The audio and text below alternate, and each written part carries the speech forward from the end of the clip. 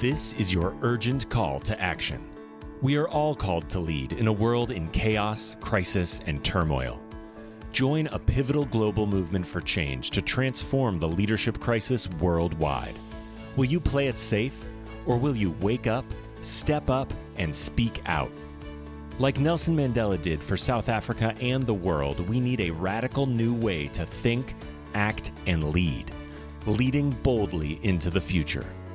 Join host Ann Pratt, a Harvard Fellow and multi-awarded businesswoman, and unlock the best version of yourself to revolutionize leadership with what the world needs now.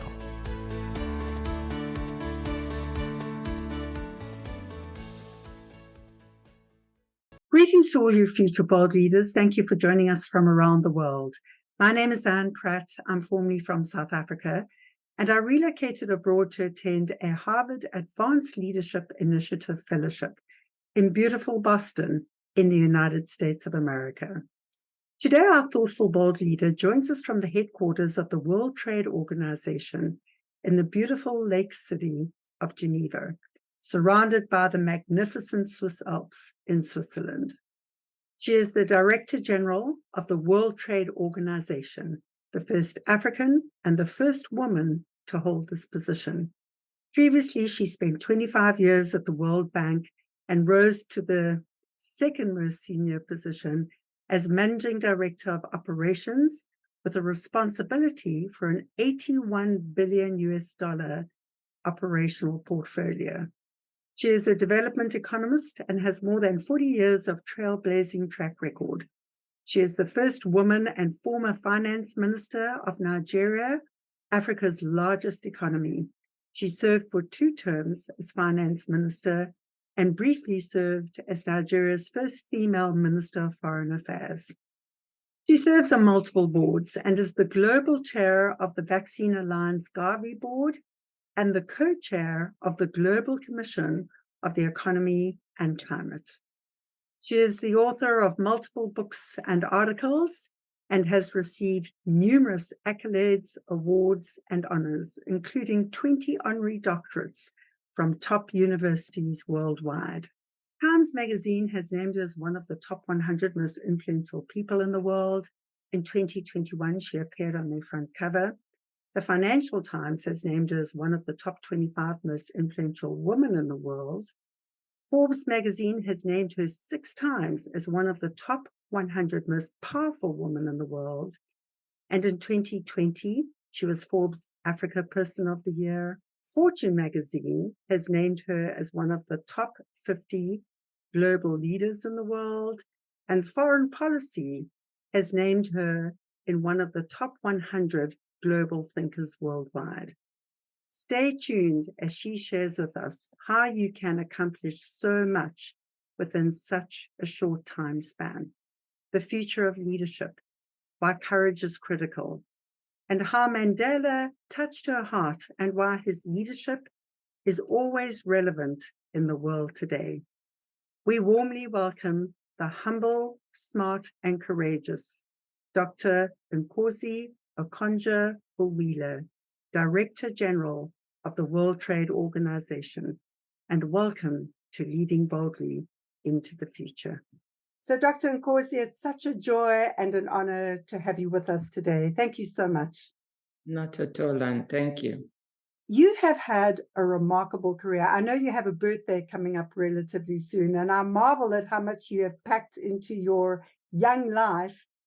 I thought a great starting point would be to ask you, how have you been able to navigate so many multiple challenges and have achieved so much in your personal life? And of course, you know, your professional life. I mean, you're a mother of 4, you're married to a wonderful neurosurgeon, and, you know, you've had such incredible positions spanning across the globe. Can you share with us, how do you focus this? How do you accomplish it all? Well, thank you so much for the question. And I think the secret is that you wake up feeling you haven't actually accomplished it all, if that helps. So maybe that's what keeps the drive. But seriously, I think it's been a culmination of quite a bit of hard work all along the career. But on the professional side first, let me say that it is starting with trying to choose to work in a place that I thought I would really enjoy the content of what I was doing, and I would also learn a lot. So having been trained as an economist, having interested myself in development issues, I decided earlier on that what really makes me tick is working on development. So that directed where I looked for work as I left university.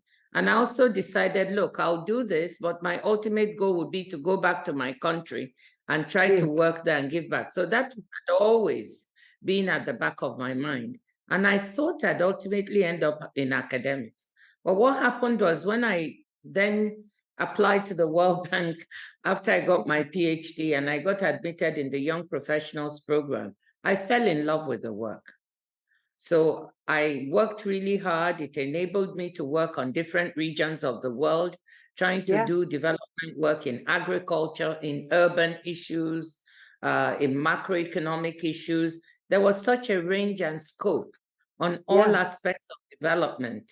And so, and a scope to move from Africa to East Asia to South Asia to Europe and all around the world. And I think that versatility really helped me. I made sure I moved in my career from one region to the other, from one type of assignment, whilst acquiring some expertise along the way, especially on issues of debt and debt management and so on. So in short, what I say to people is I kept to assignments that I enjoyed, even when they may not necessarily have led to the next promotion. So I wasn't really going into assignment saying, let me do this so I'll get the next promotion. It was, let me do this so I'll enjoy and learn something. And then ultimately in doing it, I found I was working hard enough for people to say, well, she deserves the next step. So that is one. Second, I also took assignments that were sometimes considered a bit risky by others in the sense that they were not always pleasant. So which examples would those be? I mean, I'm just curious to know.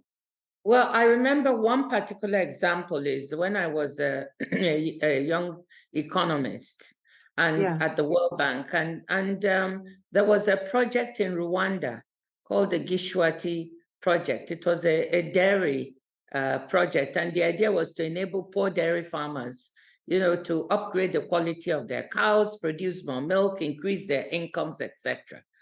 But in doing that, there were a number of issues and mistakes that were made along the way. We had the bank had the first phase of the project, the second phase.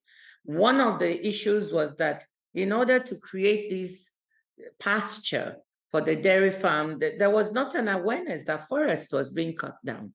And that became an issue. Are you deforesting in order to create this dairy? And, it became a question. For example, at that time, the Swiss government and some other Europeans were not so happy with the bank in how this was happening. And the bank rightly, when it recognized that this wasn't working, tried to correct these mistakes and to put the project back on a good footing. And that's what I like about the bank, or I liked. It does learn from its mistakes. But at that particular time, when they were trying to correct this and to put the project on a better footing, it was considered a risky project because, ministers were complaining, the president was complaining, and nobody, who had their career path wanted anything to do with this. And so I was called and asked to take charge of this project and redesign it and remake it in a way, and I took it on, and there were a lot of tears, I have to confess, because I found it was just as tough as people had said.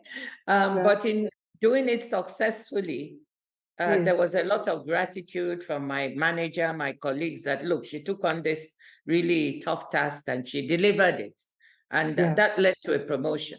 So those kinds of things. So just saying that once in a while, you can take a considered risk of an assignment that may not be all that pleasant, but if you can turn it around, can also help bring your work to attention.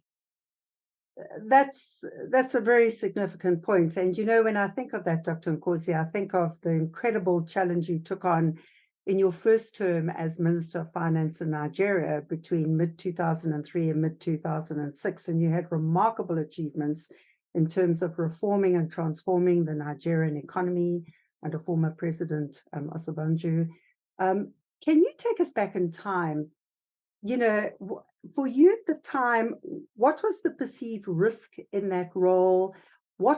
Is there a particular moment that was really difficult for you in making some of these tough decisions to transform and reform the Nigerian economy? Well, thank you. I was Minister of Finance 2 times. And the first time you mentioned was President Obasanjo, who, you know, was a visionary leader. He really wanted to turn the economy around. Most important to him was getting rid of $30 billion of that Nigeria owed to the Paris Club of creditors, because it was... And you led that in 2005, that negotiation. Exactly. So he really had a passion to get rid of this debt. And he had tried repeatedly himself to talk to heads of state, and everyone promised him it would be done. But at the end of the day, someone told him, there's this your citizen at the World Bank who knows something about debt. And so when he got a second term, he approached me to come and help with the debt management issues. And I initially went not as finance minister, but I took a leave of absence from the World Bank of about, was it 6 months or 9 months, to go and help systematize our debt data, because it was all over the place in 7 agencies. And nobody quite knew when the debt service was due, what was owed to whom. So I created a debt management office, got all the data in one place on our debt.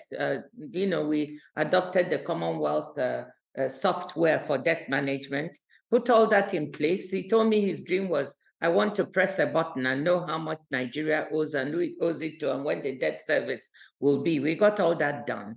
That led to inviting me back as finance minister. And then when I became finance, he now said, okay, we now know all the data and where it is. The job you have is to get rid of this debt. And it was very tough. There were tough moments because remember, Nigeria is an oil producer.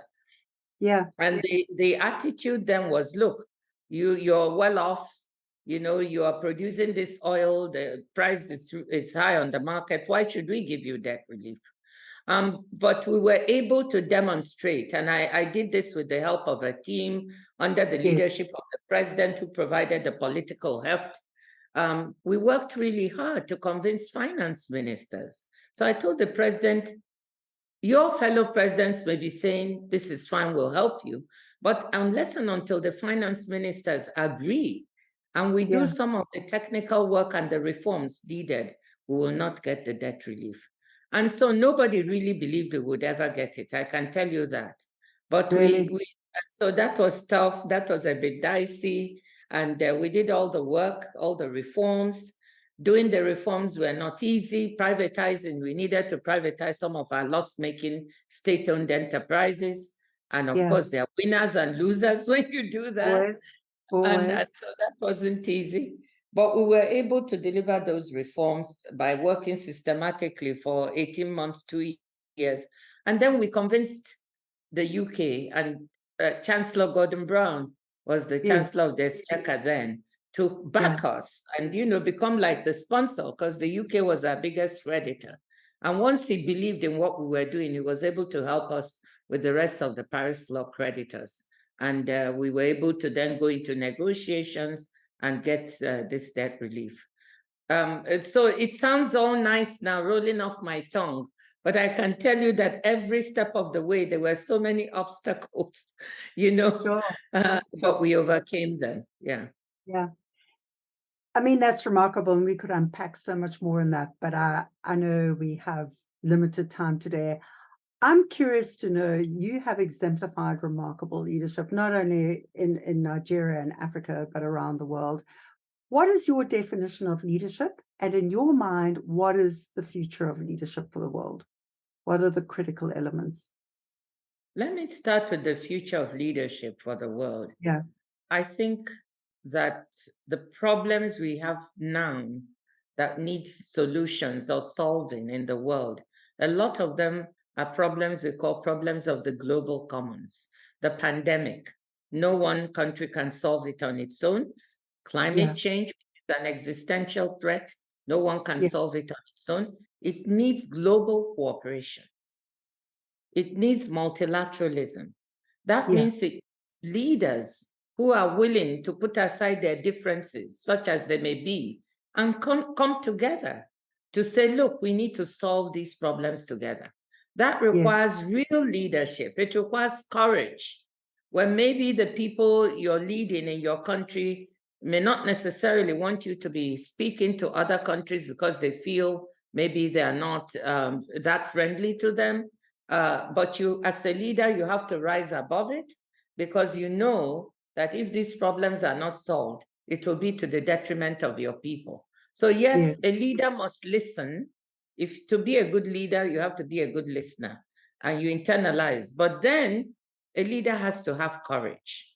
You have to have courage sometimes to do the things that people may not like or think necessary, but which you see as being big and necessary for your country or for the globe down the line. That's leadership, having the courage of your convictions. So that's what I think is good leadership. What does that mean? Leadership is very difficult. Leadership is not easy. It means taking unpleasant decisions, sometimes big and small, and having the courage to stick with them. I'm not saying you stick to something at all costs if it doesn't work. But if you know this will bring good to your country or to the world, you know, you have to try to deliver and to demonstrate to your people that this is the right way to go. So those are some of the qualities: courage, conviction, ability to take a considered risk now and again to lead. So if you had to define leadership, what would you say it is? I've defined leadership as courage, conviction, having that courage of your convictions, taking considered risks to lead, and listening carefully. So those are some of the qualities of leadership. And you've written passionately about women in leadership, and you know, in your TED talk, you spoke about the role of women and Africa being open for business and the role of women in that. What is it that you think, why your passion for women, and what is it you think that women bring uniquely to leadership? Well, first of all, I'm passionate about the role of women because I see many women who are really capable. They have the qualities that I spoke about. They are compelling, they are smart, and they are courageous, but they don't get the chance. And that is why one has to be passionate to put the case that, look, beyond the fact that women are 50% of the population and deserve an equal opportunity, economically, when you do the analysis, it just doesn't make sense to leave women out of occupations, leave them out of leadership. Because if you quantify it, you're losing. You know, that you're losing the qualities they can put on the table. You're losing the contributions they can make to the economy in their work and in their leadership roles. So I just think it makes economic sense. It is smart. It makes social sense to have women in leadership when they're proven to be capable leaders. Why do you leave them aside? So that is the case we're trying to make.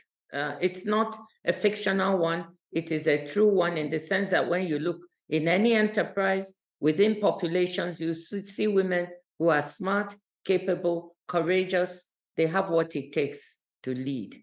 But the question is, why is there not the equal opportunity at this leadership?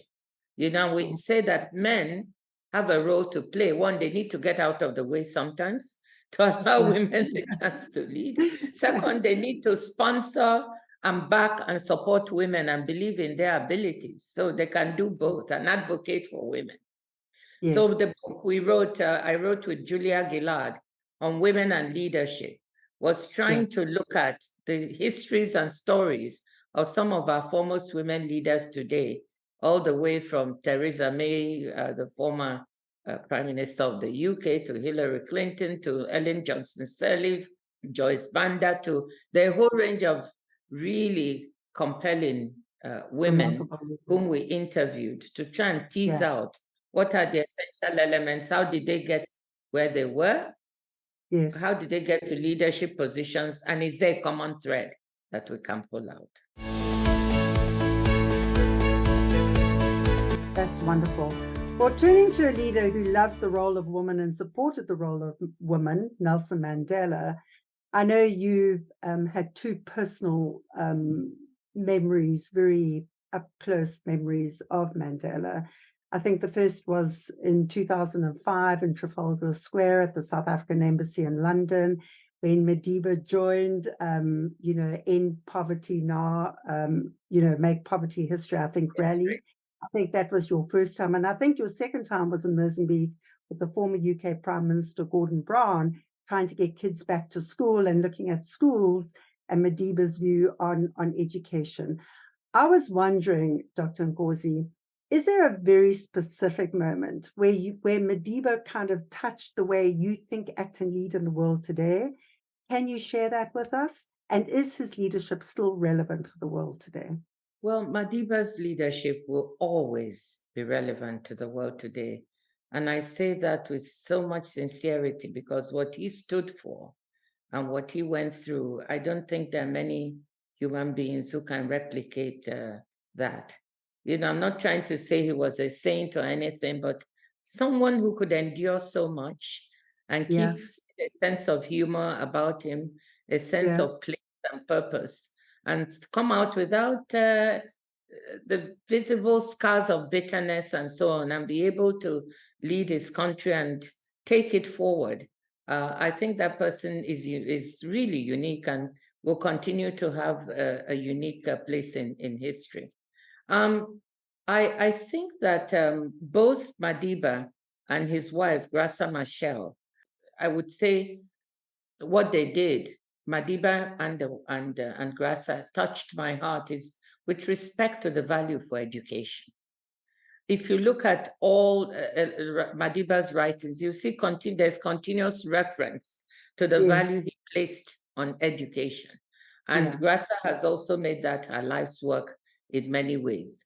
And, they really, I already believed in the value of education from my upbringing and from my own parents. But listening to those who have been through so much and trying to pick what do they think essentially we have to get right in the world if we are to change things.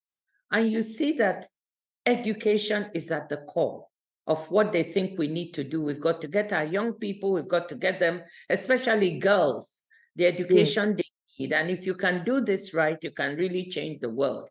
So that really touched me, that firm belief that we have an instrument which should be accessible to all the young people who need it and who want it. So as a way of transforming them as individuals, transforming their households and families, but then transforming their countries and the world. So I think that message that they tried to send about the value of education really meant a lot to me. Was that during your time in Mozambique with former UK President Gordon Brown? Is that the conversation you were recalling then? Yeah, the conversation we had with Madiba and with Graça and, with Gordon, all of us at the time when we were in Mozambique, yes. So a couple of fun facts about you. I know you're married to a wonderful neurosurgeon. How does neurosurgery and economics work? They probably don't. Which is why it's a good union. Because my husband, he's like a critic, he always kept me on my toes, by saying, listen, I don't understand this economic concept or why you're doing what you're doing in the bank, and it doesn't make sense anyway, and it's not working for the people. And so I was really always on my toes to explain to him why any particular project or program was sensible, because he was like a critic, a friendly one. And so not having the same profession makes for very lively and interesting conversation at home. I mean, I suppose people who have the same could also have good conversation, but really he would come home with very different stories and things. You know, doctors don't talk too much about their patients anyway, but they crack a lot of jokes. They have a lot of humor. So he was always cracking jokes. And I was always bringing these serious stories about what was happening around the world. And I think as a way of getting me to relax a little, he would be criticizing it and I would be defending it. So that was a good good union. One fun fact about your childhood that few people know about you. Well, one fun fact about me, I don't know if it's a fun fact, maybe not so fun, is that, you know, my childhood was mixed with luxury and hardship. Okay, so I grew up in the village with my grandmother as a typical village girl, even though we were privileged, still privileged in the village. But I got to do all the things village girls do: farm, stream, everything, clean, learn how to cook at a very early age. And then my parents came back from abroad where they went to study, and I parachuted into a much more luxurious life at the university. But then came the war, and then real hardship. Not having enough to eat, losing all your possessions, dodging bullets, sleeping rough. So maybe a fact people don't know about me that I often joke about is I'm as comfortable on sleeping on a feather bed as I am on the floor. Because I've done both for years. And survive. So I don't know if it's a fun fact, but it's probably something no one knows. Not many people. And the other fun fact, the third fun fact, ultimately, when your legacy is fulfilled, what do you most want to be remembered for? I think what I want to be remembered for is trying to deliver for people. That I did my best to use whatever knowledge and talent I had to go beyond myself and deliver meaningful change and meaningful economic change for others, especially less privileged people in developing countries. That's my passion. Changing things materially for people in developing countries, for people who are not so privileged, making a difference in their lives. That's, if I succeed in having done a little bit of that, then I've accomplished something. Well, Dr. Ngozi, you're well on the road to doing that. It's such a privilege to have you as part of this global Mandela leadership movement for change in the world, to remind our generation and to empower and inspire the next. And I'm so looking forward to doing more with you, speaking to different people around the world, and just thank you for your remarkable service and the gift of you. We thank you. Thank you so much. And thank you for the initiative that you're taking. It's fantastic. Thank you. I look forward to more. Take care. Dr. Ngozi Okonjo-Iweala, Director General of the World Trade Organization, is a remarkable global leader who is recognized worldwide with multiple honors, accolades, and awards. What is little known about her, in her young life, she has had a mixed childhood, living in rural village Modesty, in luxury, and living with life-threatening hardship, cooking and cleaning in the village, hungry at times, and dodging war bullets. While Dr. Ngozi shares her thoughts around the definition of leadership and the future of leadership, which includes taking considered risks and the critical component of courage, these are not just leadership philosophies. She has consistently chosen courage over comfort in how she thinks, acts, and leads in the world today. It is well known that as the former finance minister of Nigeria, Dr. Ngozi led a high-profile campaign to transform and reform the Nigerian economy and to clean up corruption, which made her dangerously unpopular.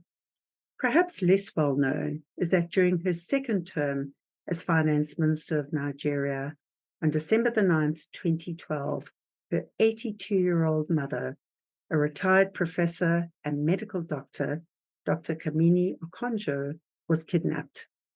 The kidnappers demanded that Dr. Nkosi resign as finance minister of Nigeria. Her father, a force of nature and a professor of economics, came to her side and, despite the risks, said absolutely not.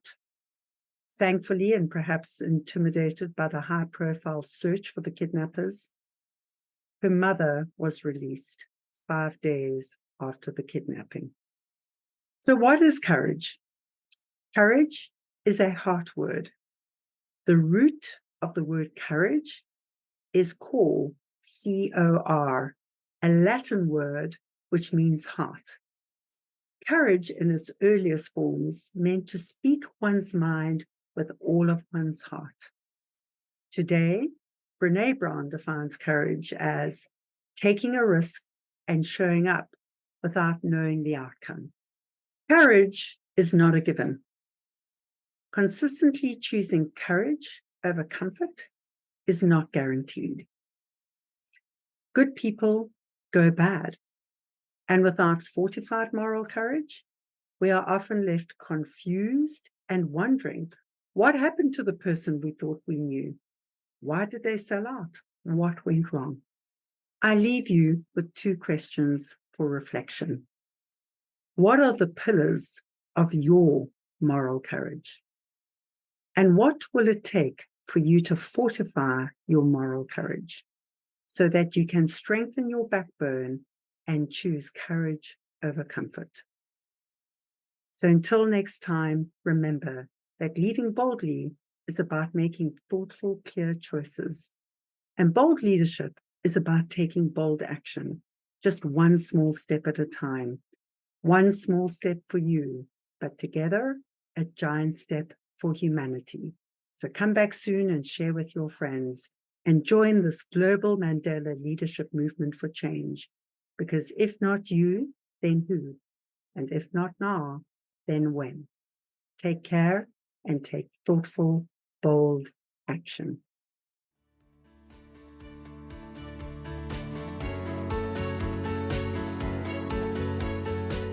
Thank you for listening to this episode of Leading Boldly into the Future. Please find links and connections mentioned in this show in our blog and never miss an episode by subscribing at anne-pratt.com. That's ANNE-PRATT.com. May these insights from inspiring industry leaders, remarkable disruptors, and courageous champions of change bring forth a brand new you, emboldened, empowered, and ready to inspire hope. Come back soon, share with your friends, sign up on anne-pratt.com and join our movement for change. Why? Because the world needs you to lead boldly too.